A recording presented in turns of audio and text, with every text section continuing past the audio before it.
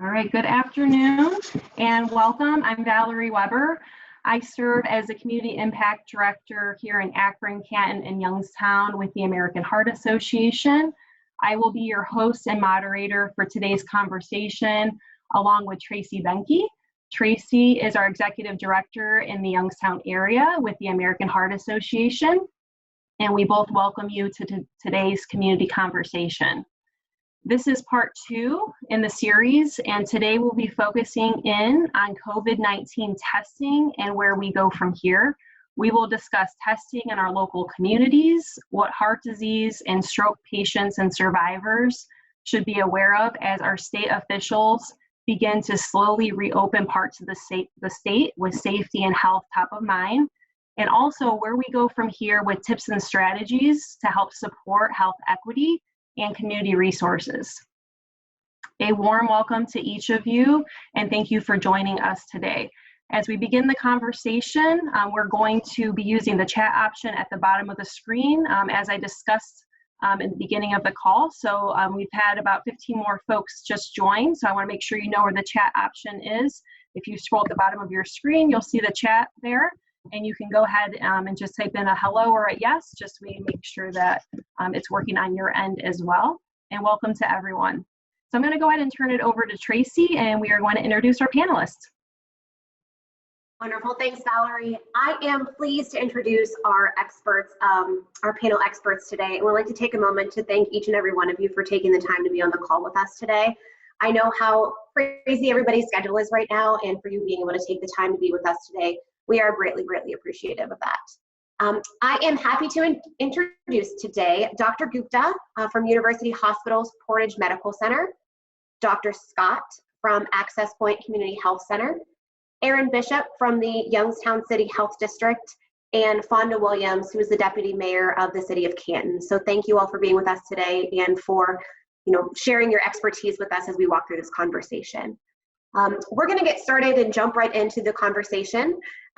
We are going to start, Aaron, with you. So on Monday, Governor Mike DeWine mentioned he expects to be able to test more than 133,000 people per day, per week for COVID by the end of May. Testing capacity expansion is due to help from Thermo Fisher and ROE Dental to boost the capacity of testing for the coronavirus here in Ohio. Can you just share with us where we're at with testing, who needs to be tested for COVID-19 and where they're able to get tested with us today? Yes, thank you for that question, and I'm happy to be here today. As being a health commissioner during this pandemic and public health, just has been something, like I said, we've always thought about and we planned for over the years, but to actually be involved in it and be so, going through it right now has just been, it's overwhelming, but I'm just glad that we're here to work with all of our partners, to do the best we can to continue to save lives and to get through this pandemic together. But for testing right now in the city of Youngstown, the Mahoning Valley, we do have, we've been working with our hospital, which is Mercy Health, as well as there has been some urgent care facilities that have opened up to do testing. And they're also trying to do like drive-through testings. We haven't had any here in the city of Youngstown. We are looking to do that soon. And as I see, as the governor keeps bringing more and more tests, we keep getting tests through our local health department. Our tests are all sent through the county health department, and then we go and get them from there. So as you all remember, when it first came out, that they have the priorities of testing in Ohio. So your first priority is always your individual symptoms. These are the ones that are hospitalized, your healthcare workers. Then we moved on to priority 2. So we're still working in that. And those are your long-term care living facilities, as well as your first responders, your frontline staff there, 65 and older, and then those that are living with underlying conditions. And again, those are symptomatic patients. Now we're moving on to priority 2A, and this again is coming from the Ohio Department of Health, where we're looking at folks that are in our long-term care facilities. And we have gotten several tests from the Ohio Department of Health that are really focused in to go to long-term care facilities. So recently, we've had an outbreak in 2 of our nursing homes, and with that, we were able to encourage them to test everybody. So they were able to test people that were asymptomatic, and of course, we saw a spike in the number of positive cases that we had because of the ramping up of the testing. So you're going to start seeing, I think, more cases as we continue to be able to test more. And and as they said, that's been from day one when they kept saying, like, we need more testing, we need more testing. So now we are getting that testing, thank God, and we're able to offer that to people. They're still really focused on people that have symptoms, or individuals with mild symptoms with high COVID, in areas with high COVID hospitalizations. So I know, Mahoning County is high. And so that's why I think we're seeing those pop up testing sites that are going throughout our community, and then, encouraging people. But again, we really encourage them to talk to their primary care physician, and that they'll be able to send them to the place that they think is best. And then, we're working with ODH with their lab. We're able to get those tests, send them down to the Ohio Department of Health, and then they send us the results pretty quickly, 2-3 days. And then we also have local labs here, as well as I know Mercy Health has their own internal lab that they're using. Ohio State has a lab that we're able to use. So I think, you're going to continuously see more and more testing being done. And again, like I said, we're talking with the mayor. He's been we've had a task force since day one, and him and I just talked yesterday about getting like a drive-through site here in the city. But we just kind of want to make sure everything's done correctly, and we're always concerned about those individuals that can't pay, and so what we could do with that. So those are some things that are underway in our area, and like I said, we're up for the challenge of getting more testing and being able to provide those for our community. Awesome. Thank you so much, Erin. We're going to toss it over to Dr. Scott now. Dr. Scott, do you want to touch a little bit on what Erin talked about for the Akron, Canton area, as well as I know she touched on Youngstown? Questions that are coming through are, can I get tested? So can community members get tested to see if they've had the coronavirus? And do they have to be referred by a doctor for testing? So I know we're kind of in that phase 1 still, where it's really focused on healthcare workers and so forth. Can you touch on that a little bit? Sure. Thanks for the opportunity. So as far as community residents getting testing, obviously I would recommend that you first start by checking in with your primary care provider in order to see if you fit within those priority areas that we've talked about, and to make sure that you're getting the right treatment, appropriate treatment based on your symptoms. And we'll talk later about the options for doing that, so you don't necessarily have to be on location physically. But as far as testing, once those priorities are determined, and if you fit into those categories, then there are options for your for a primary care provider to write an order for a test to be done.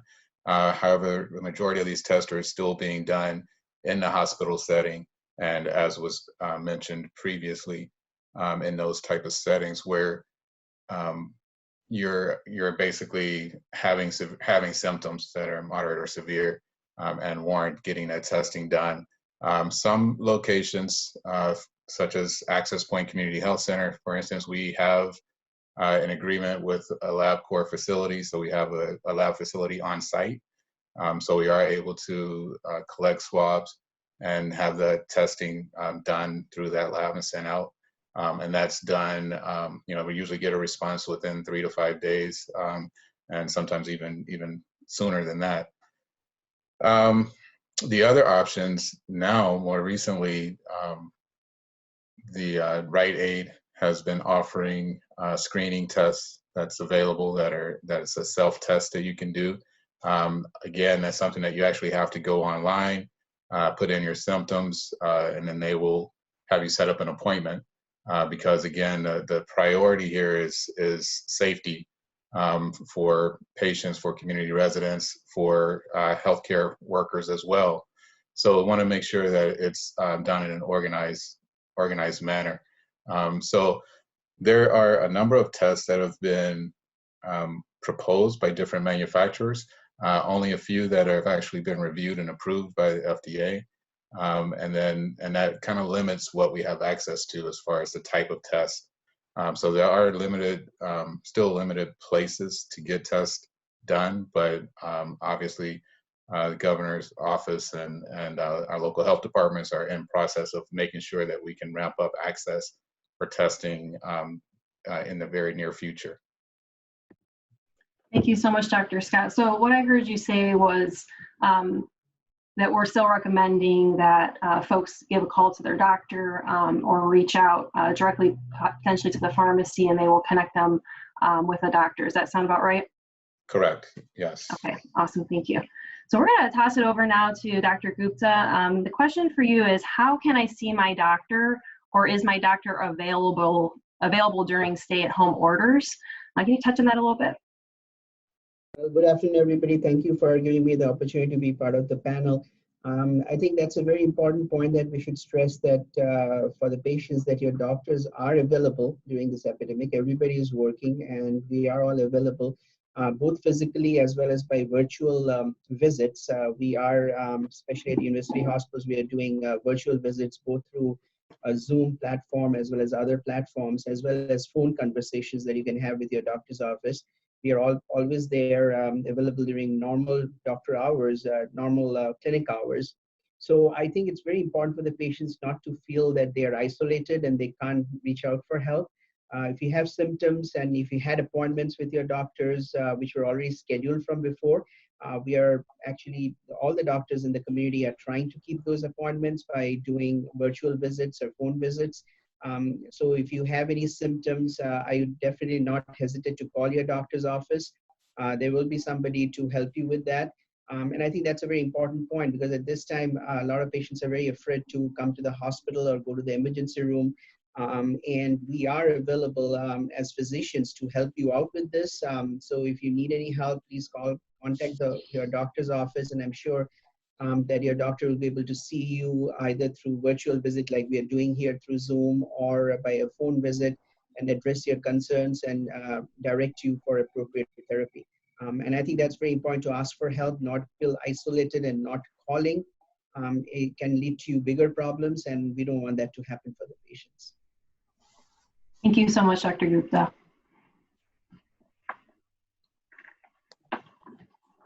Awesome. Thank you so much so far. Just a reminder for everybody, if you do have questions that you'd like to have answered by any of our panelists today, please go ahead and put them in the chat box that's down at the bottom. We will have time for question and answer with our panelists later on in the program today. So our next question is going to be for Fonda. Governor DeWine said on Monday that the state has set forth a tracing plan that will better allow states to separate those who have COVID-19 from those who don't. This is something that our 113 health departments across the state know how to do, but the challenge is that they've never had this many to do, is something that DeWine did say. So to help meet the amount of tracing, the state expects to need about 1,750 workers to help with tracing by June 1st. So contact tracing, can you comment on how contact tracing works and how it works and will help our communities to continue to flatten the curve as we've been doing such a great job of doing? Sure. Good morning. First of all, thank you for this opportunity. I want to make sure everyone can hear me okay. That's great. Thank you. Yes, we can. My understanding is through contact tracing, this has been a methodology that has been used by local and state health department personnel for decades. And in this case, with the COVID-19, it can be a key strategy for all of us to help prevent the spread of the virus. With contact tracing, public health officials will work with those patients who have been affected or possibly been affected, and help them recall all of the individuals they've been in close contact with. And this is a massive undertaking. It will take many communities together, and it would also take a lot of training, not only for volunteers, but paid staff. But it is absolutely necessary to contact all of the individuals that may have been in close contact with those individuals who are or who have been infectious, so that they can be contacted, and health department personnel can talk to them about education, information, and support as it relates to the virus. Here in the city of Canton, we are working hand in hand with our local health department at the city level and the county level to begin to put together those volunteers and paid staff that can assist us in contact tracing. I certainly would urge other communities to do the same thing. Thank you. Thank you so much, Fonda. Our next question, we're going to go back over to Dr. Gupta. So as Governor DeWine opens segments of the state, what should those with heart disease and stroke and other health conditions be aware of? Or are there any additional precautions that they should take? I know that there's a lot of, I guess the word would be anxiety, especially amongst those that have underlying conditions, and they want to make sure that it will be safe for them, and any additional comments that you may have on that. Yeah, I think it's a very good question. I think that obviously, as the governor has said, we're going to be slowly, kind of lifting the restrictions. But I still think that for the vulnerable population, like people who are above 60 or 65, patients who have underlying cardiovascular disease, like if they had previous heart attack, stroke, or heart failure, I still think that they're at a higher risk than the other general population. And I think it's very important to follow certain guidelines from CDC as to try to limit exposure to outside as much as possible, as well as wearing a mask. That's very, very important, both from the standpoint of your own health as well as from other people's health. That's very important. I think those are important things to follow. Again, maintaining social distancing is also very, very important. I'd still try to avoid public places. I know that some of the grocery stores have special hours for elderly. Maybe even try to go early or go late so that you can avoid crowds. I would follow those restrictions, because even though the virus prevalence is, at least from the numbers, is going down, but I still think there's a lot of that in the community until we get vaccines, until we get extensive contact tracing, and we really see a significant decrease. I still think that patients who have cardiovascular disease should take some precautions. I think that's very, very important, because they are at a higher risk of having this infection, and if they get the infection, they can get very sick.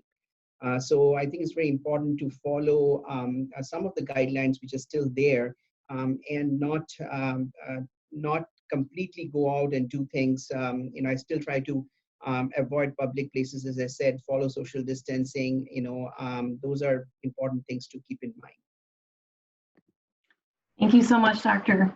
And to expand a little bit upon that, Dr. Scott, there's some community members that are voicing concern that it's possible we could see additional spikes as the state is slowly reopened. What are your thoughts on that, and how can we as a general public help to keep the numbers down? It's a very good question. Dr. Gupta talked about people who are at high risk, but the population in general, I think a key point is that we need to, first of all, take this virus and the illness that it causes very seriously.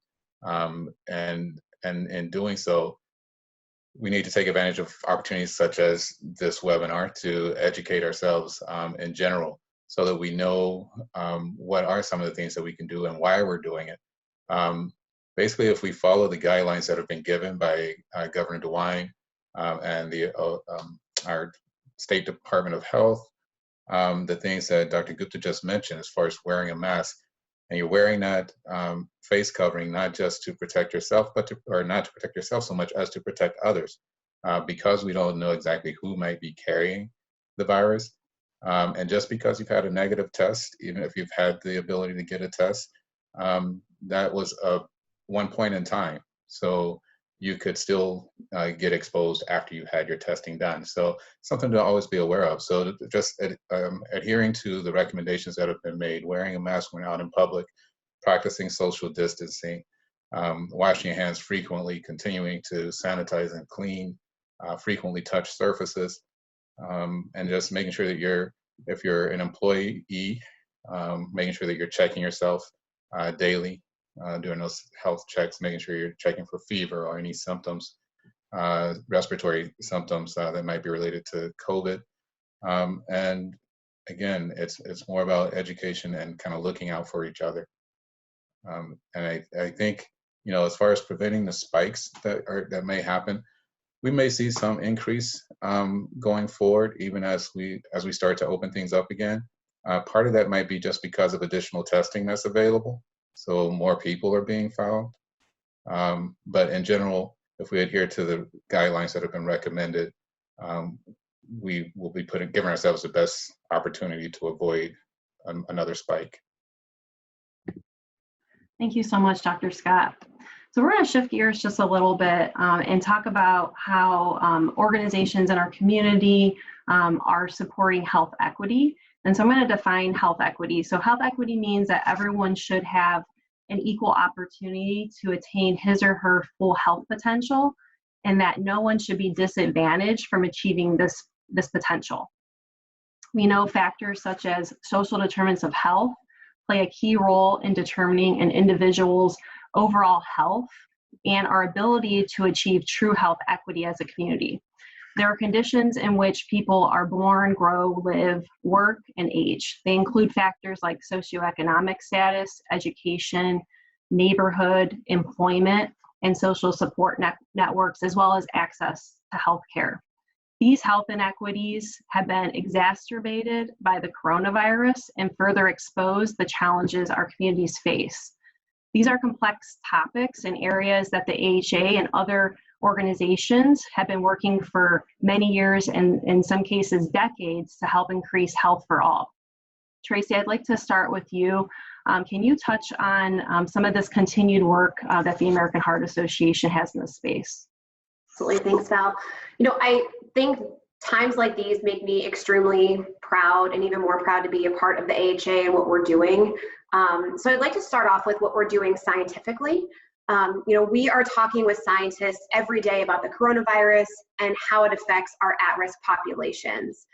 During our last community conversation, we actually did mention the $2.5 million that the American Heart Association has fast-tracked for scientific research projects that will look into the effects that the coronavirus has on your heart. Our hope is to develop effective treatments quickly. So when we announced these grants, we received over 700 applications from scientists, researchers, and doctors across the country. To us, that just shows how great the need is and how many people are so passionate about this. And that these grants are timely, relevant, and a testament to everyone and their support over time. So thank you, obviously, to those who have been a part and have supported the AHA throughout our events in these many years, because that's why grants like these are so timely and possible. We're also helping to accelerate the antiviral drugs to combat coronavirus. Those may lead to better diagnosis and treatments of COVID-19. For our healthcare workers on the front line, we are very proud to provide ventilator training and actually creating a patient registry using our already robust framework that we use for some other things to really help identify those with COVID-19. We're also making sure that people that live in the community in the greatest need have access to care and the other resources that they need. Speaking of care, we're advocating at the federal and state levels to ensure that families have access to care by supporting policies such as the CARES Act. We're providing businesses with essential resources to help their employees stay healthy and active during this truly unprecedented time. We're teaching them how to be physically active at home, eat healthy, and reduce stress, because we know that this is a time where some of those choices may not be at our fingertips or what we're thinking about if we're constantly worrying about other things going on in the outside world. We're really trying to help our volunteers and our donors and our community members focus on what we can control and ways to do good for ourselves. And we also have materials for kids and parents and teachers that they have access to as well. One thing that I'm really excited about that's new is launching a brand new portal called the Beneficial Business Exchange. You know, in times of crisis, it's really important to keep organizations connected however we can. So the Heart Association is actually launching this platform to help facilitate critical connections needed to bridge the gaps. So as an example, a hospital may post on this portal that there is a need for lodging or hotel rooms for nurses that may be traveling in to help a specific community during this health crisis. And a hotel or lodging that may be part of this, you know, beneficial business exchange may be able to offer a hotel. So we're able to really bridge that gap and take the stressor of what we can out of people's lives. And so they may be offered to offer free hotel rooms or free hotel stays or things like that for those nurses. If anybody is interested in more information about that, please let us know, you know, put down in the chat box, and we can definitely send you more information if you have an organization that may want to be a part of it, or even a need that we can try to help connect you with from that front as well. And last but certainly not least, I know a lot of the panelists have mentioned it before, and it's something that is very terrifying to me when I really think about things like this. People are not calling 911 when they're having signs and symptoms of a heart attack or stroke. And we are truly every day trying to get the message out, urging our community members to call 911 if you are having any signs of cardiac arrest, stroke, things like that. You might think the hospital is the last place that you should go right now, but that is not the case. Calling 911 immediately is still your best chance of surviving one of these episodes and saving a life. You know, we don't want people to be so afraid to go to the hospital to get the care that they need for something as serious as a heart attack or a stroke. You know, they're seeing less and less cases coming in every single day. And so, you know, it is safe for everyone to call 911. It is safe for anyone to go to the hospital. It's where you could use, you know, and this is really where we could use our community to help us spread this message. You know, when you're talking to people, you know, if you see something on a Facebook page from the American Heart Association, letting them know that it is still okay and is still urged and very, very much so encouraged to still call 911 when you're having any of these messages. So if I could share one thing today, it's definitely that, is to, you know, take care of yourselves. And if you are experiencing these things, call 911 and get help immediately so that, you know, a tragedy doesn't happen. We're going to open it up to our panelists now to touch on health equity and some of the resources that they have available, and expand on any resources that are available in each of these communities as it relates to COVID-19. So thank you. Thank you so much, Tracy. Any of the panelists want to touch on any additional resources that are available in the community? And also anyone that is on the call today, please feel free to type in into the chat box, and we do encourage you to use the Beneficial Business Exchange, and we'll be sending out some additional information about that with the replay with resources in an email after the call. So anybody in the panel would like to touch on that and health equity in the communities? Yes, Valerie, this is Dr. Gupta again.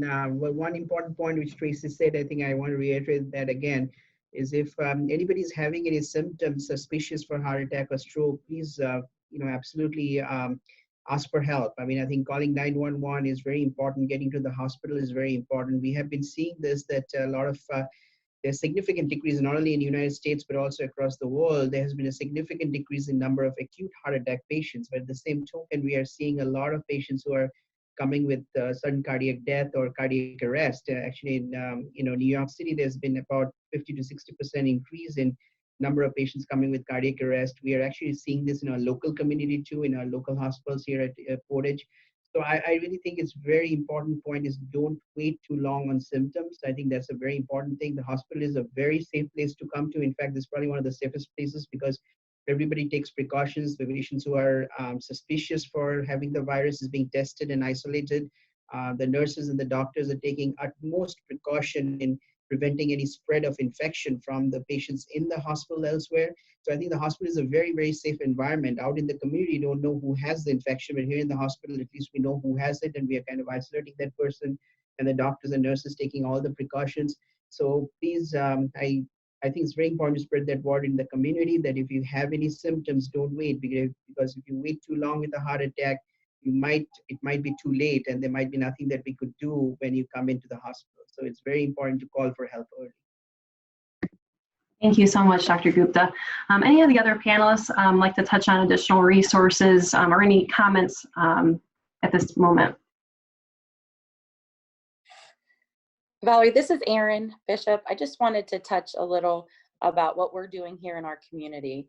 First, I'm very proud that our mayor, Mayor Jamel Tito Brown, was asked to be on the task force for minority health for the COVID-19.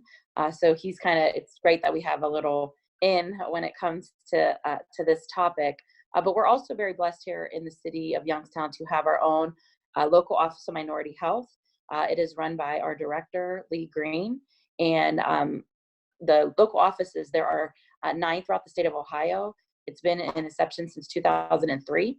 And so, we've been working with our local office. They have an advisory board, kind of what they want to see. But, in regards to COVID-19, also with the mayor, we work with every Tuesday and Thursday. We have calls, twice a week with all of our clergy throughout Mahoning County, and working with the faith-based organizations, the pastors, so that we get what they want. We're also lucky to have Youngstown State University and Dr. Poe. I think she's on the call. She's also a board member for AHA.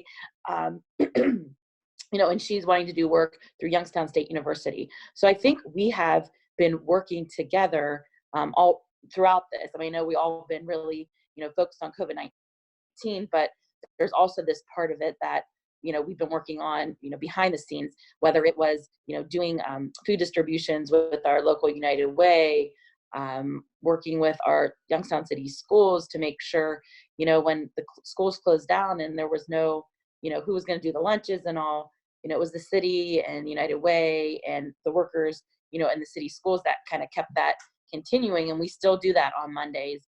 Many members, including the mayor, myself, and department heads spend, 4 hours every Monday packing those bags and then sending them out. Because again, thinking about those less fortunate than us. We also been thinking about ways to get to people that don't have the ability to get masks. I know people are making them and that's great, or, the scarves and everything else, but there are people that, want that comfort of having the mask, or they can't afford to continue to go out and buy, the cleaning supplies and the hand sanitizer. So different groups are getting together to work on, how can we help those people in our area that, need that.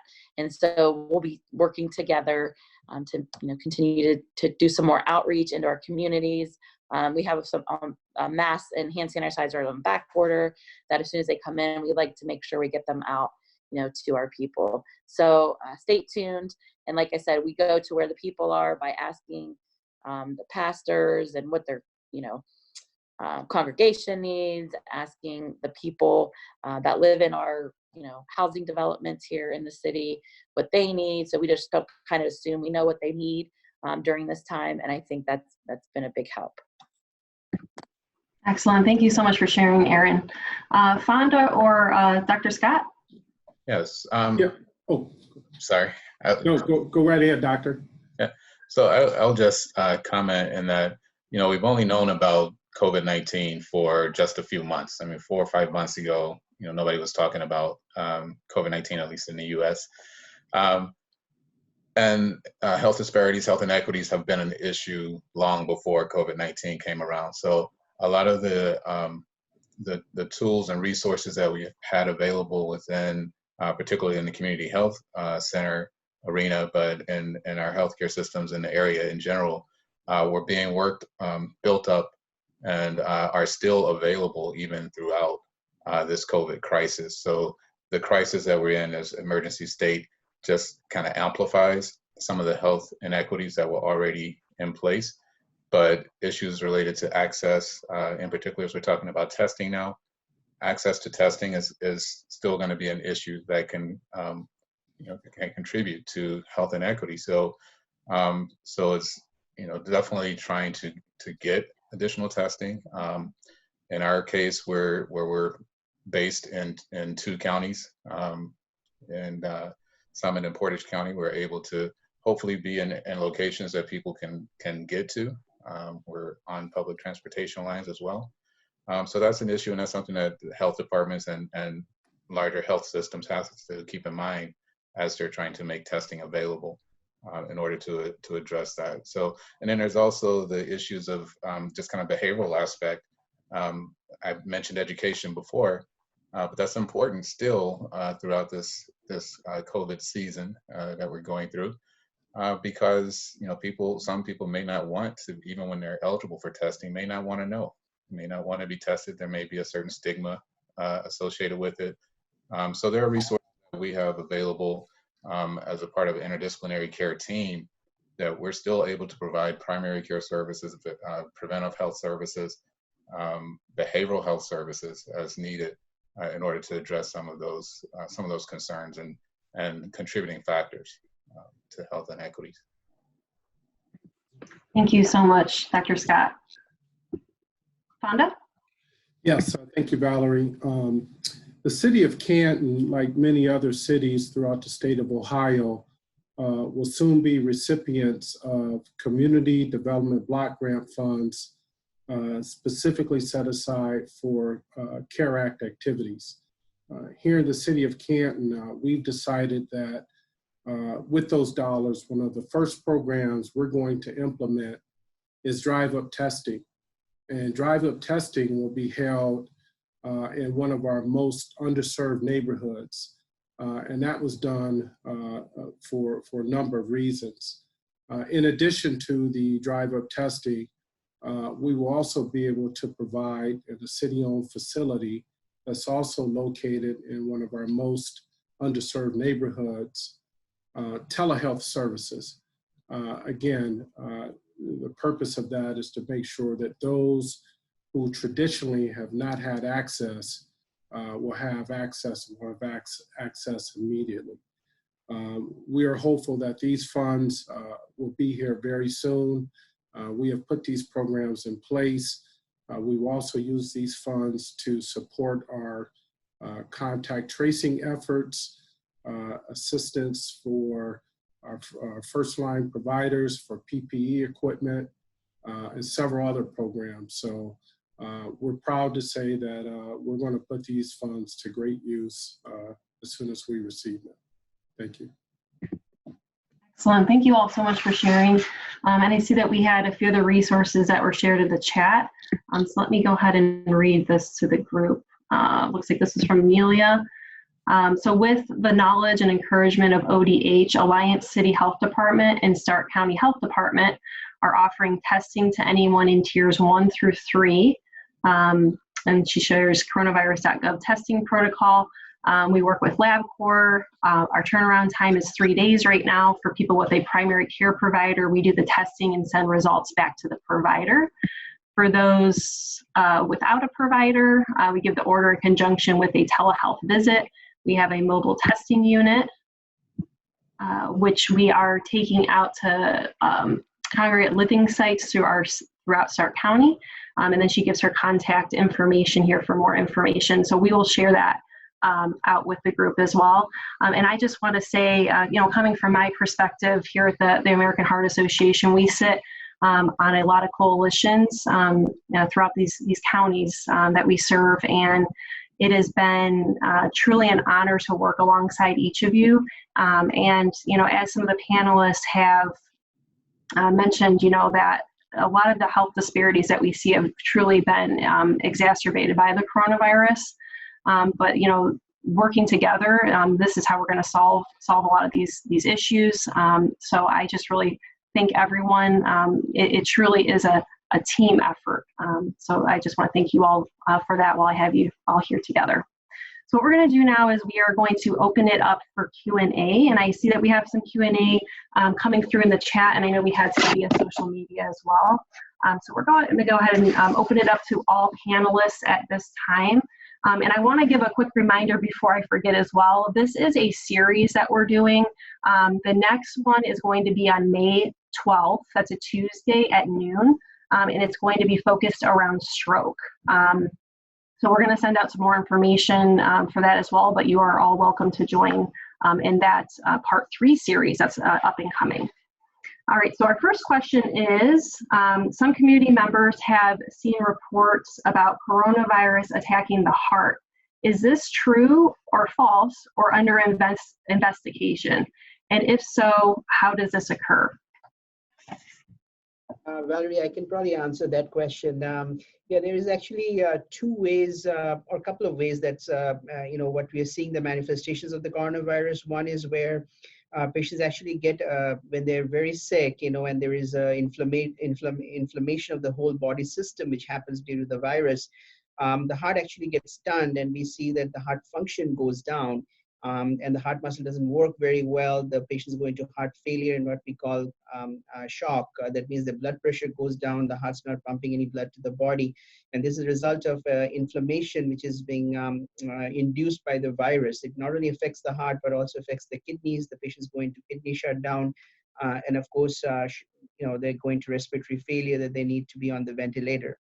The other way is there are some reports about the virus directly affecting the heart muscle and causing inflammation of the muscle, we call myocarditis, that we have seen and actually has been shown by pathology that the virus does, they have isolated the virus from the heart muscle, as well as there are some studies with MRI that have confirmed that.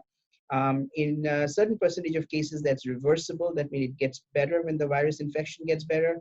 But there are some patients who are left with long-term weak heart muscle because of that, something we call cardiomyopathy. So in general, there are two ways. One is direct involvement of the virus in the muscle, and the other is because of the systemic inflammation that goes on with this viral infection that the heart gets affected. Thank you so much. We're going to go into the next question. If you have tested positive for COVID-19 before and recovered from it, can you get it again? Do we know the answer to that, or is that also still under investigation? Anybody?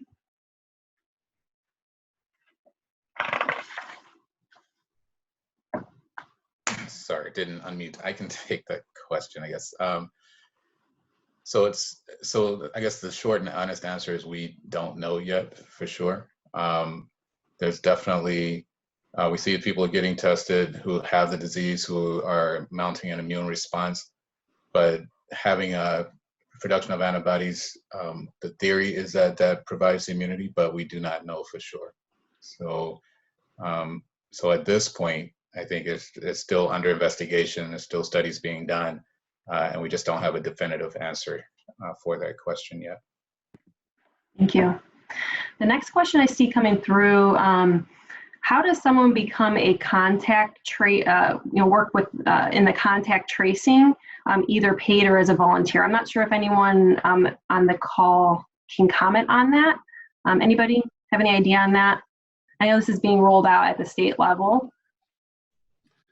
Yeah, Valerie, this is Fonda. We would love for them to go to our website and give us their contact information.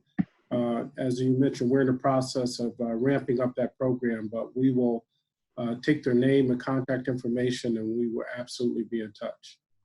Perfect, thank you. And the next one that's a follow-up to that question, will the staff assisting with contact tracing be paid staff members or volunteers? And when will they begin recruiting for this? Any comments on that? Again, we're going to utilize a combination of paid staff and volunteer staff, and we're recruiting as we speak.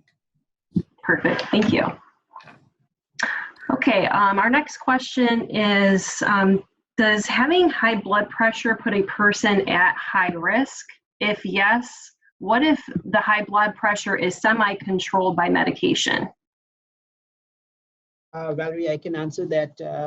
Usually patients who have high blood pressure, if they have associated heart problems, like they have heart failure or history of heart attack, that puts them at a higher risk. Just having a high blood pressure by itself is probably not a big risk factor, but definitely if you have associated problems with heart failure or history of heart attacks or kidney problems or diabetes with that, that probably will put you at a bigger risk.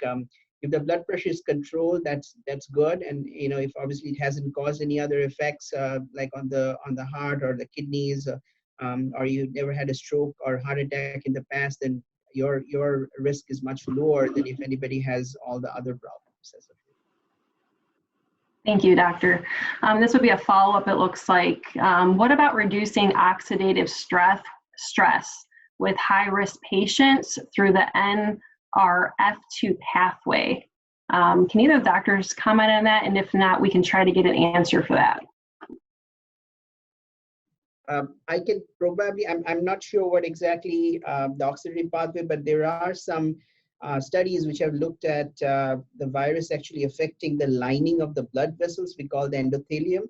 The endothelium is actually protects against, it's the lining which releases certain agents which protects the body, the heart, and the blood vessels, called nitric oxide. And it has been shown that the virus can decrease the production of the nitric oxide if it involves endothelium.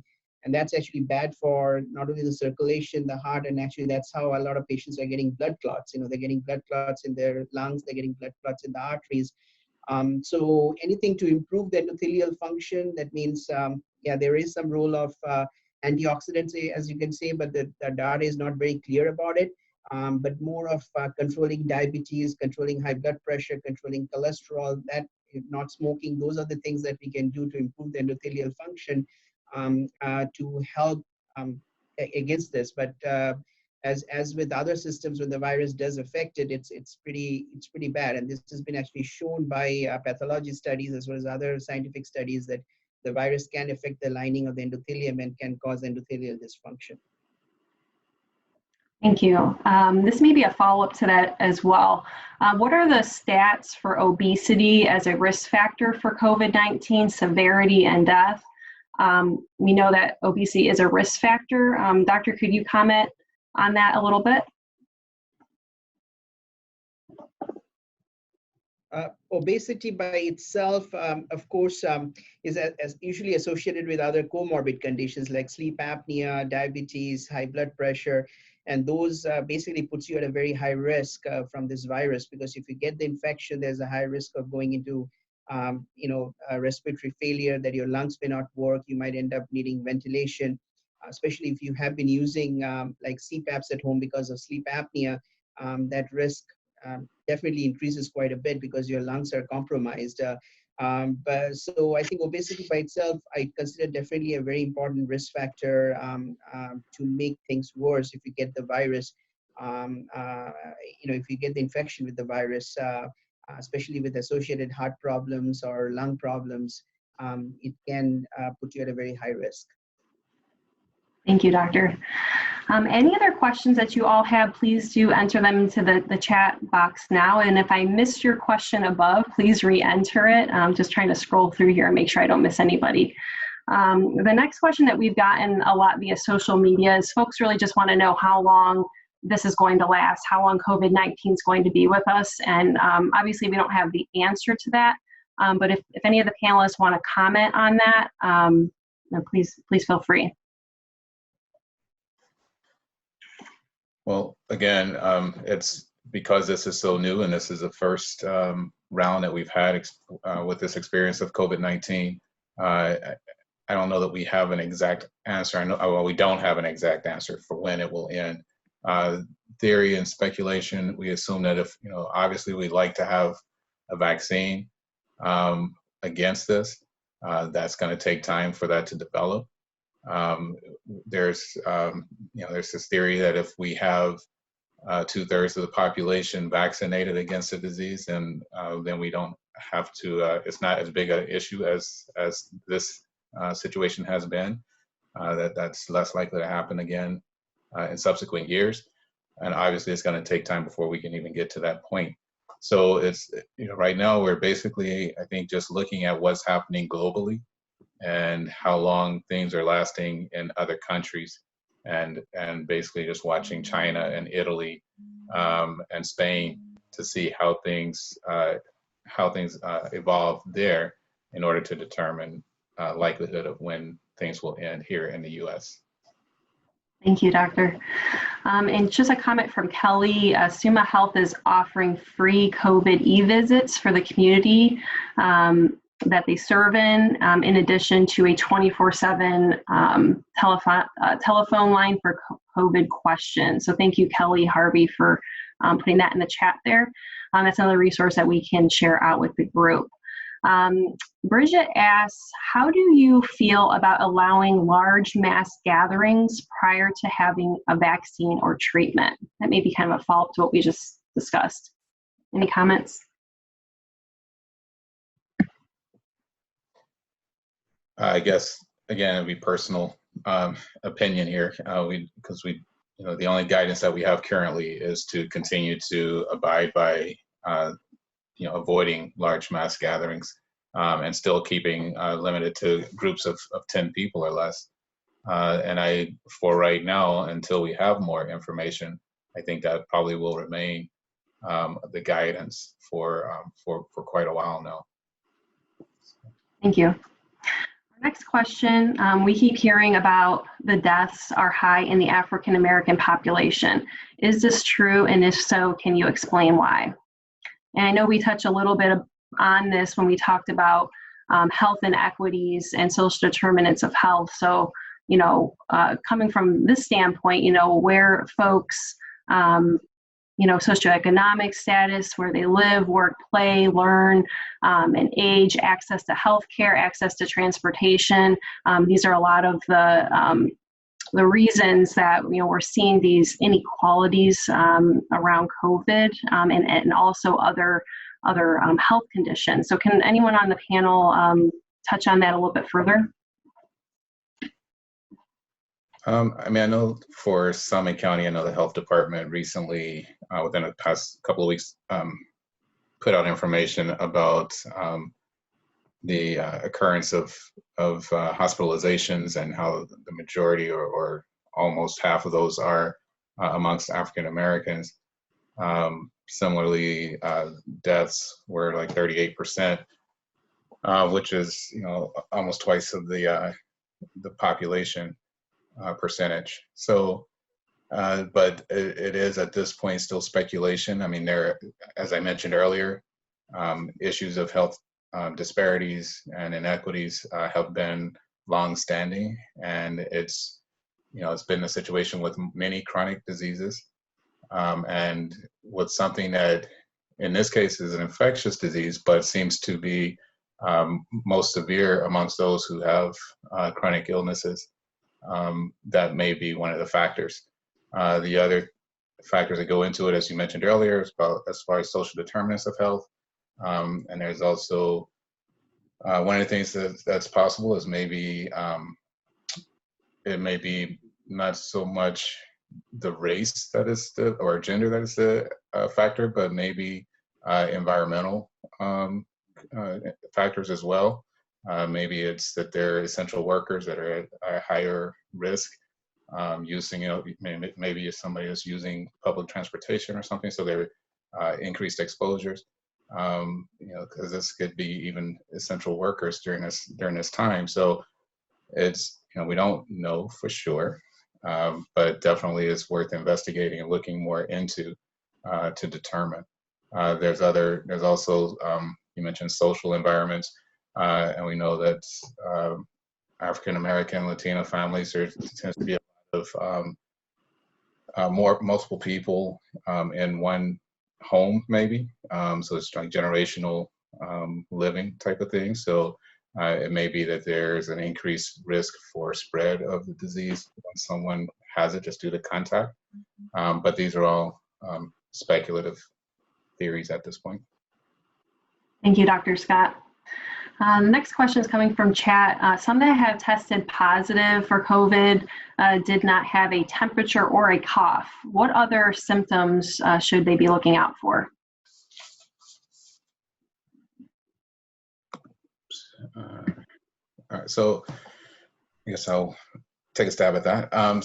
So there are, so typically the respiratory illnesses that were mentioned, so cough, fever, definitely getting a severe shortness of breath. Those are kind of the typical things, fatigue, that go along with COVID. But the more that this has gone on, the more we're finding that there are other symptoms that tend to go along with it as well. Now we've expanded that to include diarrhea or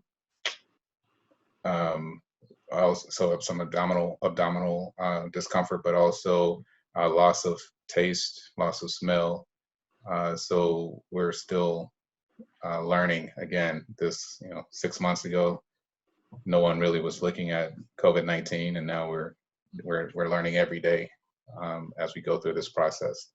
So there are updates frequently on the CDC website and also on our Ohio Department of Health, the coronavirus website as well.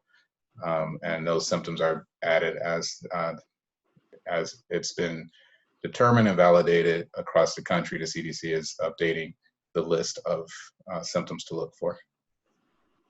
Thank you, Dr. Scott. Valerie, just to add to that, actually also to remember that there are a certain percentage of patients who may not develop any symptoms. There's what we call asymptomatic carriers. And so there is certain patients who may not have any symptoms at all. And I think that's why the very important message is, I think very important is for everybody to wear a mask, because you don't know whether you're asymptomatic carrier. And at least if you wear a mask, the risk of spreading the infection, from you to somebody else would be very low. I really think we should make a concerted effort for everybody to wear a mask, especially in public places. I think that's very important. There are some rare presentations that we have been seeing now with the COVID. Sometimes patients can present with heart attack symptoms.